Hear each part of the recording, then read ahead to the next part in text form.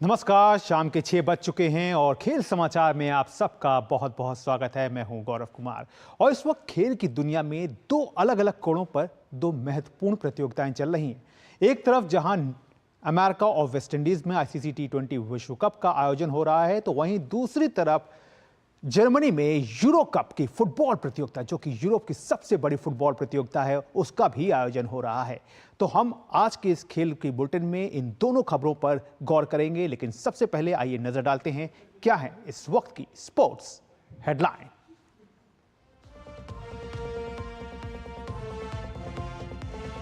जीत के साथ सुपर 8 में पहुंचा बांग्लादेश, नेपाल को 21 रन से हराया।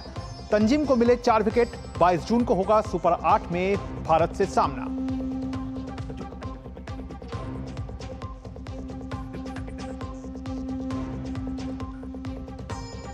भारतीय महिला तीरंदाज भजन कौर की बड़ी उपलब्धि, ओलंपिक क्वालिफायर में स्वर्ण जीत के साथ पेरिस ओलंपिक का कटाया टिकट।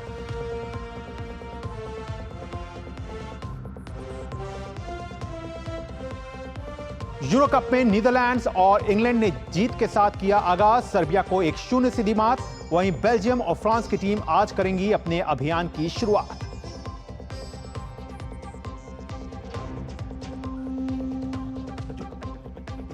और ब्रिटेन के जैक ड्रैपर ने जीता स्टुटगार्ट ओपन का खिताब। वहीं केटी बोल्टर ने महिला वर्ग में कैरोलिना प्लिस्कोवा को हराकर नॉटिंघम ओपन के खिताब पर जमाया कब्जा।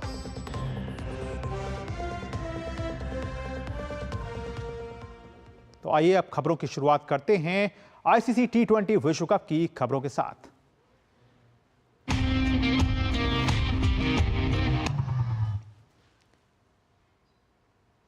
टी20 वर्ल्ड कप 2024 में ग्रुप स्टेज के मुकाबले अपने आखिरी चरण में हैं। आज खेले गए मैच में बांग्लादेश ने नेपाल को 21 रन से हरा दिया।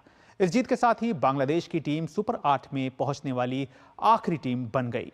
मुकाबले से पहले बल्लेबाजी करते हुए बांग्लादेश ने नेपाल को जीत के लिए 107 रन का लक्ष्य दिया था।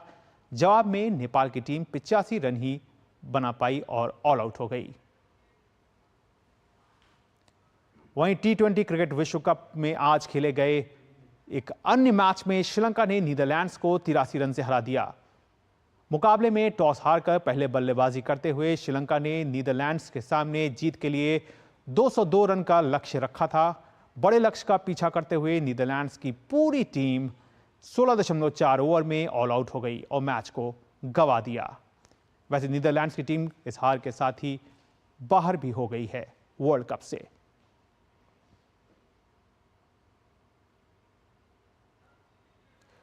अब बात कर लेते हैं आज होने वाले मुकाबले की। टी20 क्रिकेट विश्व कप में आज शाम न्यूजीलैंड और पापुआ न्यू गिनी की टीम आमने सामने होंगी।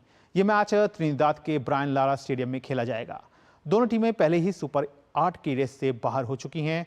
ऐसे में इन टीमों की कोशिश आखिरी मैच में जीत दर्ज करते हुए सम्मान के साथ अपने अभियान को समाप्त करने की होगी। वहीं बात करें पाकिस्तान की, तो पाकिस्तान ने टी20 विश्व कप 2024 में अपने आखिरी मुकाबले में आयरलैंड को 3 विकेट से हरा दिया। मुकाबले में आयरलैंड ने टॉस हारकर पहले बल्लेबाजी करते हुए निर्धारित 20 ओवर में 9 विकेट गंवाकर 106 रन बनाए थे। आयरलैंड के लिए ढिलानी ने 19 गेंद में 1 चौका और 3 छक्के की मदद से 31 रन बनाए। जवाब में पाकिस्तान की टीम ने 19वें ओवर में लक्ष्य को हासिल कर लिया। पाकिस्तान के लिए कप्तान बाबर आजम और अब्बास अफरीदी के बीच 7वें विकेट के लिए 33 रन की साझेदारी हुई। इसके बाद शाहीन अफरीदी के 2 छक्कों ने पाकिस्तान की टीम को जीत दिलाई। कप्तान बाबर आजम ने 34 गेंद में 2 चौके की मदद से 32 रन बनाकर नाबाद पारी खेली। वहीं शाहीन अफरीदी ने 5 गेंद में 2 छक्के की मदद से 13 रन की नाबाद पारी खेली।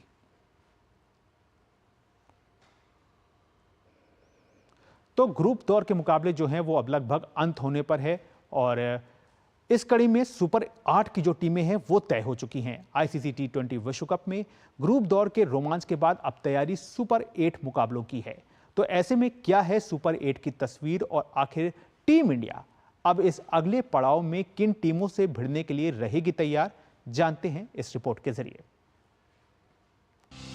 अमेरिका और वेस्टइंडीज में खेला जा रहा आईसीसी टी20 विश्व कप अब अपने दूसरे पड़ाव पर आ पहुंचा है, जो कि सुपर 8 है। यानी ग्रुप दौर से टॉप 8 टीमें अब भिड़ने के लिए तैयार हैं। सुपर 8 की गणित को समझा जाए तो ये इस प्रकार है। 8 टीमों को 4-4 के 2 ग्रुप में बांटा गया है। सुपर 8 में सभी टीमें अपने ग्रुप की अन्य 3 टीमों से टकराएंगी। सुपर 8 में जगह बनाने वाली टीमों पर गौर करें तो ये इस प्रकार है। ग्रुप ए से भारत और अमेरिका, ग्रुप बी से ऑस्ट्रेलिया और इंग्लैंड, ग्रुप सी से अफगानिस्तान और वेस्टइंडीज, ग्रुप डी से दक्षिण अफ्रीका और बांग्लादेश।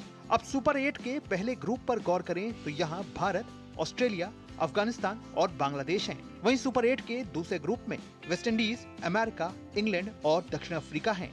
भारत की बात करें तो टीम इंडिया सुपर 8 मुकाबले की शुरुआत 20 जून को अफगानिस्तान के खिलाफ करेगी, जबकि 22 जून को टीम बांग्लादेश से भिड़ेगी। वहीं 24 जून को भारतीय टीम का सामना ऑस्ट्रेलिया से होगा। सेमीफाइनल में जाने के लिए सुपर 8 में 3 में से 2 मुकाबले जीतने होंगे, यानी टीम इंडिया के लिए सेमीफाइनल में जाने की राह कठिन नहीं है। जरूरी सिर्फ इतना है कि टीम अपने कॉन्फिडेंस को ओवर कॉन्फिडेंस में तब्दील न होने दे। Sports desk, DD news.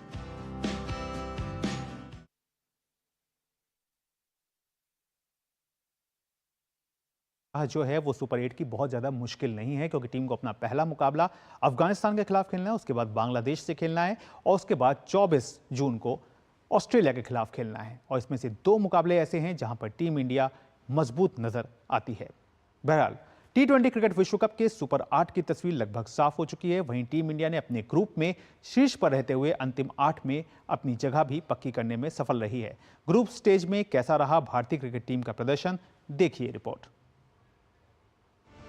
भारतीय क्रिकेट टीम ने T20 क्रिकेट विश्व कप में अपने पहले पड़ाव को पार कर लिया है। ग्रुप चरण में अपने शानदार अभियान के बाद अब रोहित शर्मा की अगुवाई वाली टीम इंडिया सुपर 8 में अपने विजय रथ को आगे ले जाने को लेकर बेताब है, जहां टीम का पहला मुकाबला 20 जून को अफगानिस्तान के खिलाफ खेला जाना है।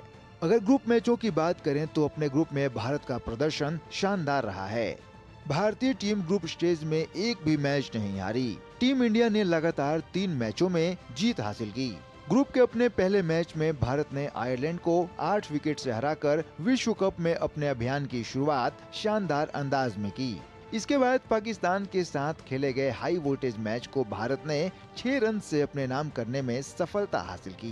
भारतीय टीम ने अपने जीत के सिलसिले को जारी रखते हुए ग्रुप के अपने तीसरे मैच में अमेरिका को 7 विकेट से पराजित करके शीर्ष पर अपनी स्थिति को और मजबूत कर लिया, जबकि कनाडा के साथ ग्रुप दौर का आखिरी मुकाबला बारिश की भेंट चढ़ गया। ऐसे में टीम इंडिया अपने ग्रुप में शीर्ष पर रहते हुए सुपर 8 में अपनी जगह पक्की करने में सफल रही।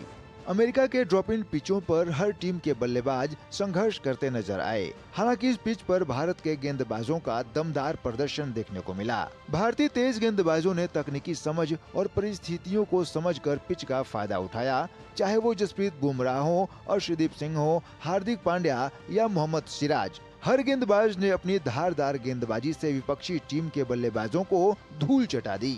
ग्रुप चरण के मैचों में कप्तान रोहित शर्मा, ऋषभ पंत और सूर्य कुमार यादव द्वारा रन जुटाना टीम के लिए फायदेमंद रहा।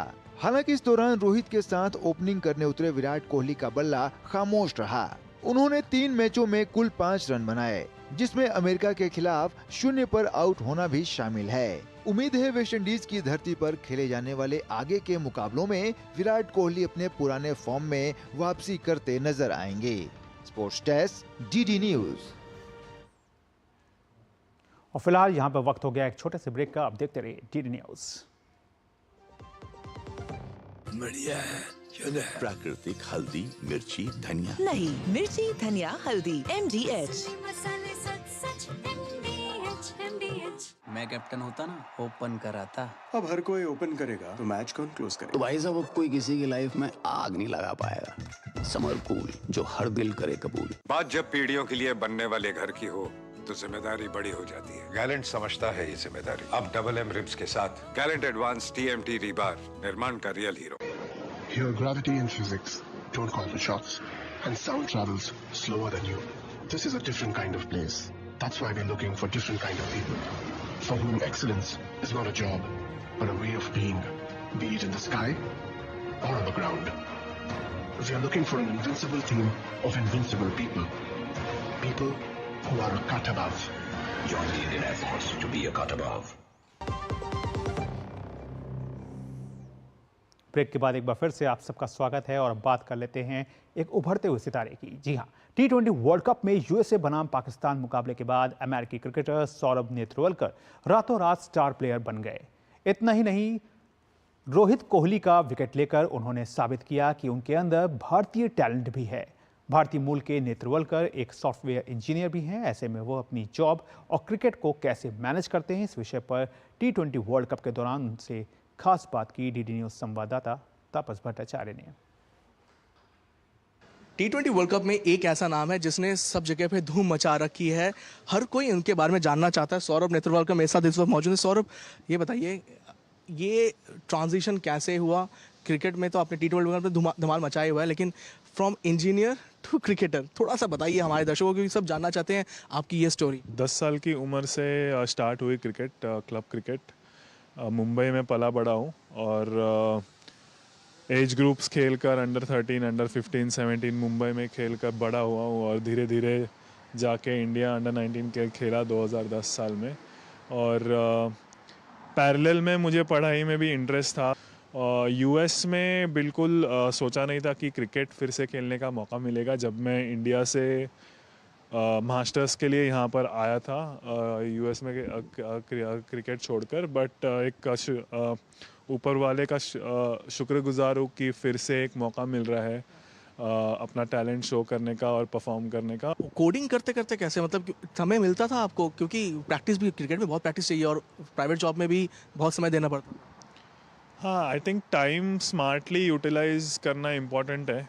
उसी तरीके से जो मैं अपना दिन उसी तरीके से प्लान करता हूँ कि सुबह सपोज़ मैंने अपना फिटनेस में कर लिया, काम के बाद शाम को हम यूजुअली इंडोर में प्रैक्टिस करते हैं कैलिफोर्निया में, तो इधर रात को प्रैक्टिस हो गई 1-2 घंटा, या लंच टाइम के बीच में अगर एक्स्ट्रा टाइम स्पेंड कर लिया। आखिरी जो मैच था आप इससे पहले जो इंडिया के साथ आपका मैच था, उसमें आपने 2 टॉप खिलाड़ियों को आपने आउट किया। ड्रीम कम ट्रू बोल सकते हैं इसको? जी डेफिनेटली बड़ी बात है, क्योंकि एक फीडबैक आपको मिल जाता है कि अगर आप मेहनत सही तरीके से कर रहे हो या नहीं, आपका स्किल उस लेवल पर आप परफॉर्म कर सकते हो या नहीं। सो एक वो पॉजिटिव फीडबैक है कि हाँ, अगर मैं अकेला ही नहीं, सारे प्लेयर हमारे टीम में से, कि अगर हम एकजुट कर खेले एज अ टीम और सही तरीके से हमने अपना जॉब अगर एग्जीक्यूट किया, तो हम अच्छी टीमों को कम्पीट कर सकते हैं, फाइट दे सकते हैं। और उसी का एक रिजल्ट है कि हम सुपर 8 में क्वालिफाई हुए, तो हमारे लिए बहुत एक खुशी की बात है। शुक्रिया, हमसे बात करते हैं। ये थे सौरभ नेत्रवलकर जो बता रहे थे कि तैयारी हो चुकी है सुपर 8 की, और सुपर 8 में भी एक कोशिश है इनकी की बेहतरीन परफॉर्मेंसेज। यूएस सुपर 8 में पहली बार क्वालिफाई कर चुका है, सो अगला पड़ाव उनका बारबाडोस में है। क्या पर्सन एसोसिएशन के साथ मैं तापस भट्टाचार्य, दूरदर्शन समाचार, फ्लोरिडा। भारतीय डेफ क्रिकेट टीम 18 जून से इंग्लैंड दौरे पर 7 मैचों की T20 सीरीज में हिस्सा लेगी। कैसी है टीम की तैयारी और इस सीरीज को लेकर खिलाड़ियों में कितना उत्साह है, इस पर टीम के कोच देवदत्त से खास बात की हमारे संवाददाता सुशील कुमार ने। इस वक्त हमारे साथ इंडियन डेफ क्रिकेट टीम के कोच देवदत्त जी मौजूद हैं। सर, इंग्लैंड के खिलाफ सीरीज होने वाली T20 सीरीज के लिए भारतीय टीम कितनी तैयार है? भारतीय टीम का देखो तैयारी जून से लेकर 13 जून तक करनाल सिंह स्टेडियम में कैंप लगा हुआ, फिटनेस कैंप और जो भी होता है पूरी तैयारी चल रही है। हमने जो कमियां हैं बच्चों को देखो 4 चेंज करें प्लेयर इंग्लैंड सीरीज़ के लिए, उसमें 4 नए प्लेयरों को मौका दिया है। और जैसे हमारी फील्डिंग, जैसे हम पिछले वो सुपर ओवर में हार गए थे, तो थोड़ा फील्डिंग पे भी वर्कआउट कर रहे हैं हम सर। जब आप इंग्लैंड की टीम के खिलाफ उतरेंगे तो क्या तैयारी होगी? हमारी इंग्लैंड के खिलाफ कोशिश यही रहेगी, देखो बाहर की जो टीमें होती हैं वो थोड़ा स्पिनर को कम खेल पाती हैं। पूरी कोशिश है, हमने 2-3 लड़के लेफ्ट आर्म स्पिन रखे हुए हैं और कोशिश है, और उस हिसाब से देखेंगे पहले मैच में देखेंगे जो हमारी बेस्ट टीम है उसको बनाएंगे। हमें लगेगा दूसरी टीम कुछ हल्का खेल रही है तो 1-2 बच्चों को ऊपर नीचे खिलाते रहेंगे। एक डेफ कोच हैं आप, आम क्रिकेट से अगर हम इसकी तुलना करें तो किस तरीके के चैलेंजेस आपको फेस करने पड़ते हैं डेफ क्रिकेटर्स को तैयार करने में? देखो क्रिकेट तो सब कुछ नॉर्मल है इनकी बच्चों की, बाकी जो रूल रेगुलेशन है सब आईसीसी के हैं। बाकी थोड़ा चैलेंज मेरे को इनको करना पड़ता है, जैसे मैं बोल लेता हूँ ये बोल नहीं पाते, फिर भी इंटरप्रेटर की ज़रूरत पड़ती है, तो मेरे को कुछ अपनी बात बतानी होती तो इंटरप्रेटर को बोलना पड़ता है, और कुछ गलत शॉट खेल रहे होते तो मेरे को भी खुद बताना पड़ता है एक्शन से आपकी कमी यहाँ है और ये शॉट ऐसा खेलना चाहिए। इंटरनेशनल मुकाबला है ये, इसके लिए हमारे खिलाड़ी कितने तैयार है, कितना उत्साह है खिलाड़ियों में? खिलाड़ियों में पूरा उत्साह है। देखो ये भी कई मैच जीते, फिर चैंपियन ट्रॉफी भी जीते थे रिसेंटली। वर्ल्ड कप थोड़ा हार्ड लक अच्छा खेलने के बाद नहीं जीत पाए, पर कोशिश है पूरी इंग्लैंड से ये सीरीज जीत के आए। डेफ क्रिकेट को लेके दुनिया भर में काफ़ी काम हो रहा है, खिलाड़ियों को नए नए टूर्नामेंट्स में खेलने का मौका मिल रहा है। बोर्ड के पास क्या प्लान है खिलाड़ियों को और ज़्यादा मुकाबले खेलने को मिले और ज़्यादा जो है इंटरनेशनल मैचों में मैदान पर उतरने को मिले? बोर्ड ने देखो जयसा जी ने अच्छी कमेटी बनाई है DICC, जिसमें सुमित जैन हमारे वाइस प्रेसिडेंट और सेक्रेटरी रवि चौहान जी को रखा, एक कमेटी का गठन कर दिया है और आने वाले जीवन में इन बच्चों के लिए एक उज्जवल भविष्य है। और सब BCCI जयसा जी की नज़र में है, ये सारी जो कैसे खेल रहे हैं वो सारा इन बच्चों को टेक ओवर करते हैं, तो शायद कभी भी इनकी अपने अंदर ले सकते हो। दूरदर्शन से जुड़ने के लिए बहुत बहुत धन्यवाद। तो ये थे इंडियन डेफ क्रिकेट टीम के कोच देवदत्त जी, जिनका साफ तौर पर कहना है कि डेफ क्रिकेट का आने वाले समय में काफ़ी आगे जाने की संभावना है। खिलाड़ी इंटरेस्ट ले रहे हैं, वहीं बोर्ड भी इन खिलाड़ियों को आगे ले जाने में कोई कसर नहीं छोड़ रहा। Sushil Kumar, DT news. भारतीय पैरालंपिक समिति के अध्यक्ष देवेंद्र झाझड़िया को भरोसा है कि भारतीय पैरा एथलीट पेरिस पैरालंपिक में पुराने रिकॉर्ड से आगे निकलेंगे। उन्होंने उम्मीद जताई कि सरकार के द्वारा जमीनी स्तर पर मिली मदद पैरा एथलीटों को पैरालंपिक जैसे मंच पर अपनी प्रतिभा को सही रूप से प्रदर्शित करने में मददगार साबित होगी। खिलाड़ी बहुत अच्छी तैयारी में हैं और जितनी भी सरकार की स्कीम है, विशेष तौर पे टॉप से स्कीम है जो पैरा खिलाड़ियों को मिल रही हैं, हर खिलाड़ी को सुविधाएं मिल रही हैं। और जो हमारे टारगेट ओलंपिक पोडियम स्कीम के जो भी खिलाड़ी हैं, काफ़ी खिलाड़ी फॉरेन में ट्रेनिंग भी कर रहे हैं, काफ़ी खिलाड़ी इंडिया में भी ट्रेनिंग कर रहे हैं। उन तैयारियों को देखते हुए और पिछले हम 3 साल का हमारा पीछे का रिकॉर्ड देखते हैं, तो अब की बार पेरिस पैरालंपिक्स में भारत ऐतिहासिक प्रदर्शन करेगा और दुनिया भारत की तरफ देखेगी। वहीं देवेंद्र झाझड़िया ने खेलो इंडिया पैरा गेम्स को पैरा एथलीटों के लिए वरदान माना। उन्होंने कहा कि तैयारी के लिहाज से जमीनी स्तर पर मिलने वाली मदद पैरा एथलीटों के लिए बेहद कारगर साबित हो रही है।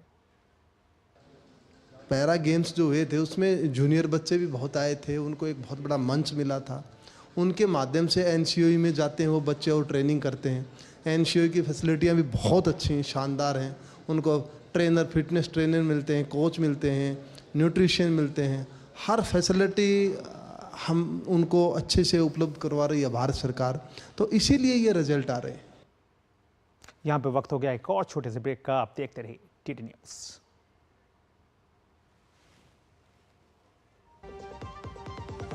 लाल रंग इसका अपार, तीखा कम है फिर भी स्वाद। MDH कश्मीरी। MDH। शुक्ला बता रहा था आपके बाबूजी ने जायदाद का कुछ हिस्सा नौकर के नाम कर दिया। अब नौकर हर काम अपना घर समझ के करेगा। समर कूल, जो हर दिल करे कबूल। बात जब पीढ़ियों के लिए बनने वाले घर की हो तो जिम्मेदारी बड़ी हो जाती है। गैलेंट समझता है ये जिम्मेदारी। अब MM रिब्स के साथ गैलेंट एडवांस TMT रीबार, निर्माण का रियल हीरो। ब्रेक के बाद एक बार फिर से स्वागत है और अब बात कर लेते हैं राकेश कुमार की, जो कि पैरा आर्चर हैं। पेरिस पैरालंपिक के लिए क्वालिफाई कर चुके पैरा तीरंदाज राकेश कुमार का मानना है कि भारत इस बार पैरालंपिक खेलों में पिछली बार से बेहतर प्रदर्शन करने में कामयाब होगा। इसके साथ ही उन्होंने कहा कि पैरालंपिक को लेकर उनकी तैयारी सही दिशा में है और इस कड़ी में सरकार की ओर से मिल रही मदद बेहद कारगर साबित हो रही है। इस वक्त हमारे साथ पैरा तीरंदाज राकेश कुमार हैं। आइए उनसे बात करते हैं और जानने की कोशिश करते हैं कि पेरिस पैरालंपिक को लेकर के उनकी क्या कुछ तैयारी है। राकेश, आपने कोटा भी जीता और उसके बाद आपका सिलेक्शन भी हो चुका है पेरिस पैरालंपिक के लिए, और तो किस तरह की तैयारी के दौर से गुजर रहे हैं? क्या कुछ खास तैयारी जो है वो इस बार आप रख करके चल रहे हैं? जय माता दी सर, यहाँ तक सवाल है तैयारी का, मैं समझता हूँ कि क्योंकि हम इतने कंपटीशन खेल चुके हैं, इतना एक्सपीरियंस हमें हो चुका है, लेकिन हर बार जब हम कंपटीशन में जाते हैं, जो कंपटीशन का डर होता है वो हमेशा होता है। तो उसके लिए मतलब ये है कि थोड़ा सा मेडिटेशन, वैली ब्रीदिंग, जिससे कि हार्ट बीट कंट्रोल रहे, और अपना जो प्रैक्टिस है वो हर एक शॉट को ध्यान में रखते हुए कि हर एक शॉट हमें ऐसे चलाना है कि जैसे हम प्रैक्टिस में नहीं, पेरिस पैरालंपिक में चला रहे हैं, बस उस तरह की प्रैक्टिस चल रही है सर। तो जैसे कि कॉम्पिटिशन्स होते हैं वो सबसे ज़्यादा कहीं ना कहीं एक बूस्टअप करते हैं, मोरल को भी बूस्टअप करते हैं, कॉन्फिडेंस को भी बढ़ाते हैं। तो कोई इस बीच में किसी एक कंपटीशन में भी कहीं आप हिस्सा लेंगे? जी सर, फरवरी 2024 में हमारा एक फैज़ा कप हुआ था दुबई में, जिसमें मैं इंडिविजुअल गोल्ड मेडल जीता था और मिक्स टीम में मैं और शीतल ब्रॉन्ज मेडल जीते थे। और अभी आने वाली 22 तारीख को हम लोग चेक रिपब्लिक यूरोप जा रहे हैं, यहाँ पे एक वर्ल्ड रैंकिंग टूर्नामेंट होगी और मुझे उम्मीद है कि उसमें भी हमारा परफॉर्मेंस जो है पूरी टीम का अच्छा होगा। अभी तक हमने 6 कोटा भी जो है वो पेरिस पैरालंपिक के लिए हासिल कर लिया है, लेकिन अगर बात की जाए पूरे परफॉर्मेंस को अगर देखा जाए तो किन चीज़ों का सबसे ज़्यादा ध्यान रखना होता है? क्योंकि आप अलग अलग इवेंट्स में खेलते हैं, एक अलग बात होती है, लेकिन जब पैरालंपिक में उतरते हैं तो किन बातों का अंतर जो होता है वो सबसे ज़्यादा हावी रहता है? देखिए सर, मैं समझता हूँ कि कंपटीशन कोई भी छोटा या बड़ा नहीं होता, चाहे वो ओलंपिक हो, चाहे वो नॉर्मल वर्ल्ड रैंकिंग टूर्नामेंट हो। आपको हमेशा अपना बेस्ट देने की कोशिश करनी होती है। और दूसरी, मैं जो सबसे बड़ी चीज़ मानता हूँ कि आपके कोच ने शुरू से लेके जो अब तक जो आपको सिखाया है वो ही प्रोसेस आपको उस कंपटीशन में इस्तेमाल करना है, उसको यूटिलाइज़ करना है। क्योंकि अगर हम ग्राउंड में 300 तीर चलाते हैं डेली, तो उस प्रोसेस को यूज़ करते हैं, उस प्रोसेस को मेमोराइज़ करते हैं हर एक एरो में। तो वही मुझे लगता है कि अगर हम लोग कंपटीशन में भी करेंगे तो हमें ज़्यादा दिक्कत नहीं होगी। सरकार के द्वारा जिस तरह की जो मदद हो रही है उसको किस तरह से देखते हैं? खासतौर से जिस तरह से हमने देखा कि सोनीपत में तीरंदाजी का जो राष्ट्रीय उत्कृष्टता केंद्र है वो सामने आया है, जहाँ पे आप वीडियोग्राफी के जरिए भी समझ सकते हैं कि आपके से कहाँ गलती हो रही है वीडियोज़ के जरिए। तो इन सब चीज़ों को किस तरह से देखते हैं और इनका जो है वो कितना एक पैरा एथलीट की ज़िंदगी में महत्व होता है? एक एथलीट जब सीखता है, जब वो एक इंटरनेशनल लेवल पे आ जाता है, इंटरनेशनल मेडल भी ले लेता है, लेकिन वो लेवल यहाँ होता है। तो उस लेवल को ऊपर आगे उससे ऊपर लेके जाने के लिए, जैसे पैरालंपिक है, एशियन गेम्स है, वर्ल्ड चैम्पियनशिप जैसे कंपटीशनों में मेडल लेने के लिए आपको स्पोर्ट्स साइंस की ज़रूरत पड़ती है। और वो जो सेंटर सोनीपत में अभी बना है उसमें वो सारी सुविधाएं हमें मिल रही हैं, जैसे कोरियोग्राफी है, जैसे वीडियोग्राफी है, या और भी जिस भी तरह की स्पोर्ट्स स्टाफ है, जैसे हमें फिजियो है या मैश्योर है, हमें उसमें साइकोलॉजिस्ट है, डाइटिशियंस है, हर तरह की सुविधा जो है वो हमें सोनीपत में मिल रही है। बात की बहुत बहुत शुक्रिया। तो ये हैं राकेश कुमार, जिनका साफ तौर पर कहना है कि इस बार का जो रिकॉर्ड होगा वो पहले से बेहतर तरीके से सामने होगा। कैमरामैन राहुल चोपड़ा के साथ मैं गौरव कुमार, DD न्यूज़, दिल्ली। भारतीय तीरंदाज भजन कौर ने तीरंदाजी के लिए ओलंपिक कोटा हासिल कर लिया है। भजन कौर ने ओलंपिक क्वालिफायर तीरंदाजी चैंपियनशिप में स्वर्ण पदक जीतकर ये कोटा हासिल करने में सफलता हासिल की। उन्होंने फाइनल में शीर्ष वरीयता प्राप्त ईरान की मोबिना फलाह को 6-2 से पराजित किया।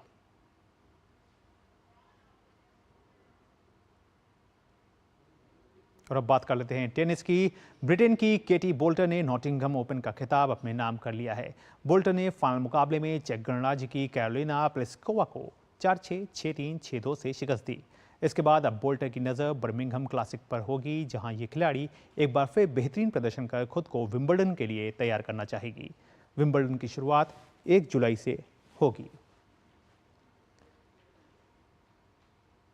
ब्रिटेन के ही जैक ड्रेपर ने स्टुटगार्ट ओपन का खिताब अपने नाम कर लिया है। ड्रेपर ने फाइनल मुकाबले में इटली के मैथियो बैटिनी को 3-6, 7-6, 6-4 से शिकस्त दी।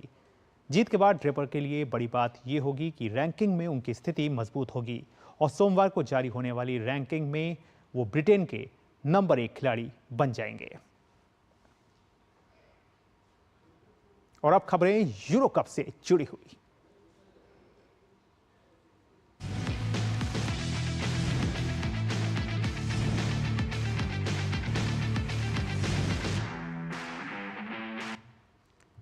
यूरो कप 2024 में आज रात बेल्जियम की टीम अपने अभियान की शुरुआत करेगी। बेल्जियम का सामना स्लोवाकिया से होगा। यह मुकाबला फ्रैंकफर्ट में खेला जाएगा। बेल्जियम की टीम यूरो 2020 में क्वार्टर फाइनल में इटली से हारकर बाहर हो गई थी। ऐसे में टीम को इस बार अपने अभियान को खिताबी जीत तक पहुंचाना चाहेगी टीम। वहीं अब से थोड़ी देर में यूक्रेन की टीम रोमानिया से भिड़ेगी। वहीं फ्रांस की टीम भी आज देर रात यूरो कप में अपना पहला मुकाबला खेलने उतरेगी। फ्रांस का सामना ऑस्ट्रिया से होगा। फ्रांस की टीम ने यूएफा यूरो क्वालिफिकेशन में अपना ग्रुप टॉप किया था और टीम हाल फिलहाल में शानदार फॉर्म में चल रही है। इन दोनों टीमों के बीच अब तक 25 मुकाबले हुए हैं, जिसमें से फ्रांस ने 13 और ऑस्ट्रिया ने 9 मुकाबले जीतने में सफलता हासिल की है। वहीं कल खेले गए मुकाबले की बात करें तो इंग्लैंड ने यूरो कप 2024 में अपने अभियान की शुरुआत शानदार अंदाज में की है। टूर्नामेंट के अपने पहले मैच में इंग्लैंड ने सर्बिया को 1-0 के अंतर से हरा दिया। दोनों टीमों के बीच खेले गए रोमांचक मैच में एकमात्र गोल इंग्लैंड की ओर से जूड बेलिंघम ने 13वें मिनट में किया। इसके बाद मैच के आखिरी तक कोई अन्य गोल नहीं हो सका और इंग्लैंड ने मुकाबले को 1-0 से अपने नाम किया। वहीं नीदरलैंड्स की टीम ने भी जीत के साथ आगाज किया। यूरो कप में ही खेले गए एक अन्य मैच में नीदरलैंड्स ने पोलैंड को 2-1 के अंतर से हरा दिया। मुकाबले में पहला गोल पोलैंड की ओर से हुआ। हालांकि नीदरलैंड्स के लिए कोडी गैकापो ने 29वें मिनट में गोल करके स्कोर को बराबरी पर ला दिया। इसके बाद नीदरलैंड के फॉरवर्ड वॉड वेगहर्स्ट ने 83वें मिनट में गोल करके नीदरलैंड्स की जीत पक्की कर दी। यूरो कप 2024 में डेनमार्क ने स्लोवेनिया के साथ मुकाबले को 1-1 से ड्रॉ खेला। ग्रुप सी के इस मैच में डेनमार्क के क्रिस्टियन एरिक्सन ने 17वें मिनट में गोल कर टीम को बढ़त दिला दी। हालांकि मुकाबले को बराबरी पर लाने के लिए स्लोवेनिया को काफ़ी इंतजार करना पड़ा। स्लोवेनिया की ओर से दूसरे हाफ के 77वें मिनट में एरिक जानजा ने गोल दागकर मैच को बराबरी पर ला दिया। इसके बाद मुकाबले में कोई और गोल नहीं हो पाया और मुकाबला ड्रॉ पर खत्म हुआ। तो खेल समाचार में फिलहाल इतना ही। हमारी पूरी स्पोर्ट्स टीम को दीजिए इजाजत। नमस्कार।